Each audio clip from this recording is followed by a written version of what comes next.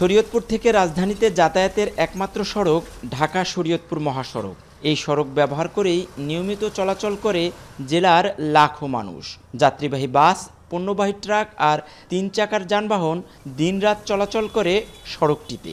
কিন্তু বড় বড় গর্ত আর খানাখন্দে বেহাল সড়কটি। 2020 সালে শুরু হওয়া ঢাকা শরীয়তপুর মহাসড়কের নির্মাণ কাজ শেষ হওয়ার কথা ছিল 2022 সালের জুনে। প্রথম দফায় 2024 সালের জুন ও দ্বিতীয় দফায় 2026 সালের জুন পর্যন্ত বৃদ্ধি করা হয় প্রকল্পের মেয়াদ। 2 দফা মেয়াদ বাড়িয়েও 60% কাজ শেষ করতে পারেনি সড়ক ও জনপথ বিভাগ। ভূমি অধিগ্রহণ জটিলতা আর ঠিকাদারের গাফিলতিতে আটকে আছে এই মহাসড়কের নির্মাণ কাজ। শুষ্ক মৌসুমে ধুলোবালি আর বর্ষায় চরম ঝুঁকিপূর্ণ হয়ে ওঠে সড়কটি। ভাঙা সড়কে চলতে গিয়ে প্রায়ই ঘটে ছোট বড় দুর্ঘটনা। ব্রিজ এবং রাস্তার যেই কাজ অসম্পূর্ণ রয়েছে, এ কারণে আমাদের যাত্রাপথে দেখা গেছে প্রায় 2 থেকে 3 ঘন্টা আমাদের বেশি সময় পার করতে হয়। বৃষ্টি আসলে পানি হয়ে যায় গিরা, আবার বৃষ্টি গেলে ধুলা অকৃষ্ণ।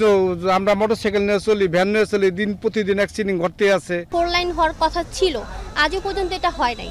আমি যখন আমার বাচ্চা নিয়ে ঢাকায় যাই বা আসি, তখন আমার খুব নার্ভাস ফিল হয়, এই মনে হয় গাড়িটা পড়ে যাবে। ব্রিজটা হইলে আর আমাদের এই দুর্ভোগটা হতো না।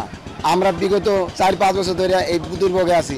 আমাদের নতুন গাড়িগুলি দ্রুত নষ্ট হয়ে যাচ্ছে, প্রতিনিয়ত গাড়ির পাতি ভেঙে যাচ্ছে।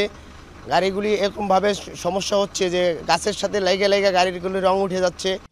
27 কিলোমিটার সড়ক নির্মাণের জন্য 105.5 একর জমি অধিগ্রহণ করার কথা ছিল, কিন্তু দীর্ঘ 5 বছরেরও বেশি সময়ে জমি অধিগ্রহণ প্রক্রিয়া শেষ করতে পারেনি জেলা প্রশাসন।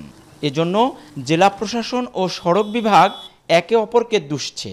ঠিকাদার গাফিলতি না, 3 নম্বর প্যাকেজে তো আসলে এখনো সময় আছে। তো আমি তো এটাই বললাম যে সময়ের মধ্যে ঠিকাদার কাজ শেষ করবে। যে জমি যদি সব বুঝে পাওয়া যায়, পুরোটাই কাজ শেষ করে ফেলতে পারবে।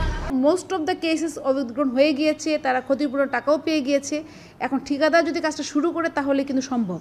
পদ্মা সেতুর সাথে শরীয়তপুরকে সংযুক্ত করতে 2020 সালে 1682 কোটি টাকা ব্যয়ে শরীয়তপুর নাওডোবা সড়কের নির্মাণ কাজ শুরু করে সড়ক ও জনপথ বিভাগ। দ্রুত সড়কের নির্মাণ কাজ শেষ করার দাবি শরীয়তপুরবাসীর। কাজী মনিরুজ্জামান, এখন শরীয়তপুর।